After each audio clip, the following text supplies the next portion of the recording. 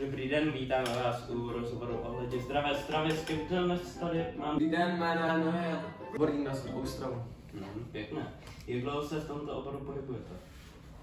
Už velice dlouho, dobrých 8 let a jsem, troufnu si říct, už velice dobrý odborník. Máte takovou?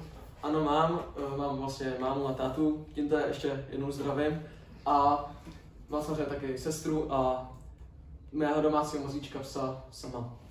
Jste zadaný? Ne, bohužel nejsem, ale moc rád bych byl, takže kdyby byla nějaká volná žena, tak pište do komentáře. Ano, pište. A co byste dělal, kdybyste byl zadaný? Tak samozřejmě bych byl zadaný a například bych mohl mé dívce něco uvařit, něco dobrého k snědku a myslím si, že by se ani nebála, že by měla hlad. To by se rozhodně nebálo. A teď už přejdeme trošku k té odbornější části. Navrhl byste nám nějaký jídelníček, kdybych třeba byl na Sibiři? Tak konkrétně na Sibiři by to bylo velice těžké, ale doporučil bych samozřejmě nějaké rostlinky. Alebo na Sibiři taky samozřejmě žijou tygři, takže možná uvařit nějakého toho tygra. To děkuji, jelikož se to může samozřejmě někdy stát. A teď normálně v Plzeňském kraji, v Plzni, kde vidíte? Já bydlím na Špijanek teda v bytě, ale to je jedno. Adresa. To bych zveřejnil asi nebudu radši, ale to nevadí. Každopádně v Plzni bych asi navrhnul k snídani nejideálně třeba nějaké vajíčka s nějakým chlebem, s nějakou šunčičkou na tom třeba, to je docela dobrý.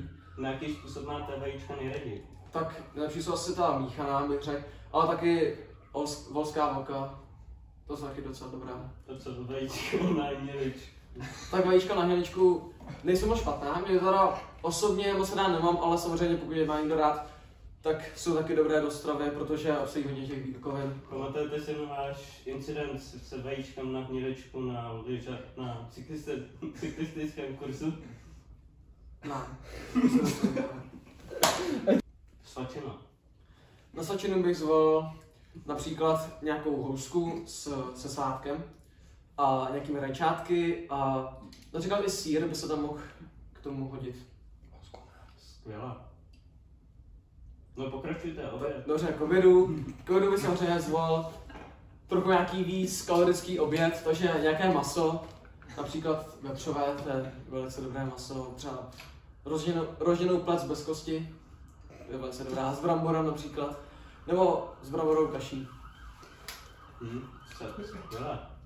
A večeře, poslední? Večeře, to je taková delikatesa moje teda, kterou já umím a mám ji velice rád, je haggis. Je to vlastně skotský žaludek, který je plněn masem a je to fakt skvělá pochoutka.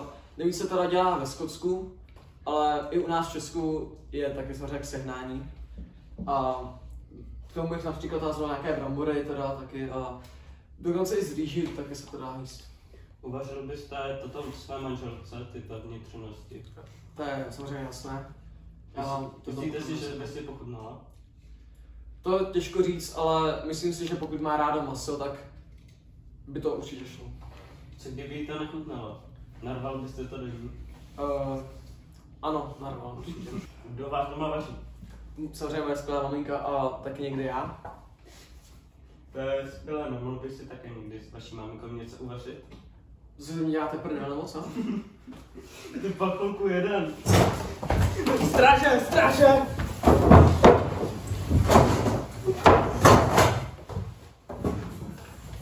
Tak jo. V konci se utkají tyto dva zápasníci. První start down. Dobrý, jo?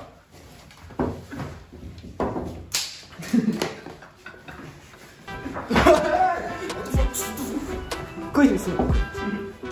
Dobrý, je to? Proč se točíš?